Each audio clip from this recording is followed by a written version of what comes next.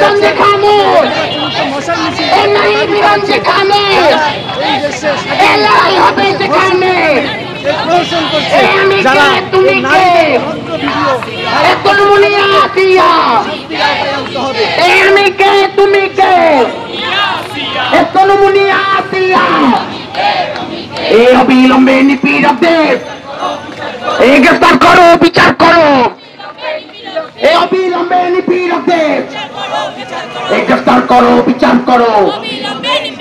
এই লড়াই লড়াই লড়াই চাই, এই লড়াই করে বাঁচতে চাই। এই নিপীড়ক যেখানে, এই খুন ধর্ষণ যেখানে, এই নারী নিপীড়ন যেখানে, এই নারীর উপর নিপীড়ন কেন, এই অনু সরকার জবাব চাই। এই নারীর উপর নিপীড়ন কেন, এই অনু সরকার।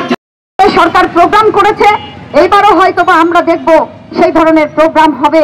কিন্তু এই এক বছরে নারীদের কি নিরাপত্তা তারা নিশ্চিত করেছেন সেটা তাদের নিশ্চিত বলতে হবে। এবং আমরা এই দাবি করছি যে অবিলম্বে এই সরকারের আমলে, আমরা অতীতের কথা বাদ দিলাম, এই সরকারের আমলে যে নারী নিপীড়নের ঘটনা ঘটেছে, নারীকে নিয়ে যে সাইবার ট্রলিং হয়েছে, নারী নির্যাতন, ধর্ষণ, গণধর্ষণ হয়েছে, এমনকি জুলাই যোদ্ধার কন্যা সন্তান ধর্ষণের শিকার হয়ে আত্মহত্যা করেছে, এই ধরনের যে ঘটনা ঘটেছে সেই সমস্ত ঘটনার দৃষ্টান্তমূলক আমরা বিচার দাবি করছি। নয়তো এই সরকারকে অবশ্যই বলতে হবে যে এক বছর পরে তাদের যে মূল্যায়ন, সেই মূল্যায়নটা হচ্ছে শূন্য।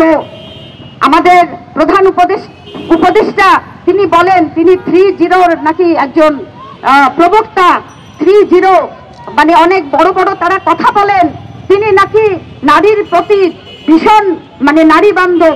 তাহলে তার সরকারের এই এক বছরের মধ্যে আমাদের যে তথ্য আপাদের কথা আপনারা শুনেছেন, সেই তথ্য আপাদেরকে 1 মাস ধরে ওই প্রেস ক্লাবের সামনে কেন বসে থাকতে হয়েছে?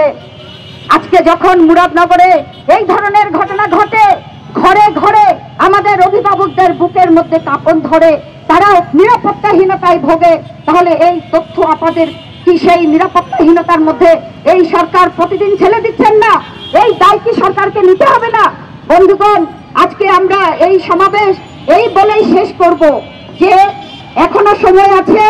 আপনারা 1 বছর পূর্তির আগে এই সরকারের আমলে যেই ঘটনাগুলো ঘটেছে, নারী নিপীড়নের ঘটনা ঘটেছে, সেগুলোর বিচার করুন।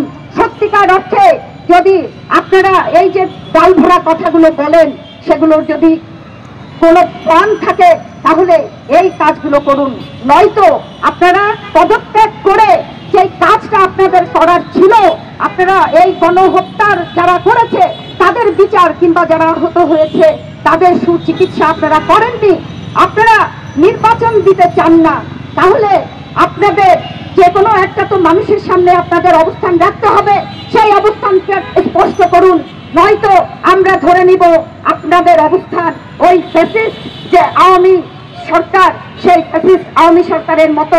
ওই আওয়ামী সরকার যেমন পুরুষতান্ত্রিক মানসিকতা দ্বারা পরিচালিত ছিল, নারীদেরকে তারা তাদের কোনো স্বার্থ হাসিলের জন্য ব্যবহার করেছে, এরপরে তাকে ছুঁড়ে ফেলে দেওয়ার চেষ্টা করেছে, নারীর বিরুদ্ধে নানা ধরনের মনোভাব সৃষ্টি করার চেষ্টা করেছে। আপনারাও সেই কাজটি করছেন। ফলে এই দায় নিয়ে আপনাদেরকেও এখান থেকে পালাতে হবে। বন্ধুগণ, আমরা আজকে আমাদের এই সমাবেশ এখানে শেষ করছি, কিন্তু নারীর প্রতি যে নিপীড়ন, নারীর প্রতি যে অবমাননা প্রতি মুহূর্তে ঘটে চলেছে, এর বিরুদ্ধে আন্দোলন কিন্তু আমাদের চলবে। আপনারা সেই আন্দোলনে আমাদের সাথে থাকবেন।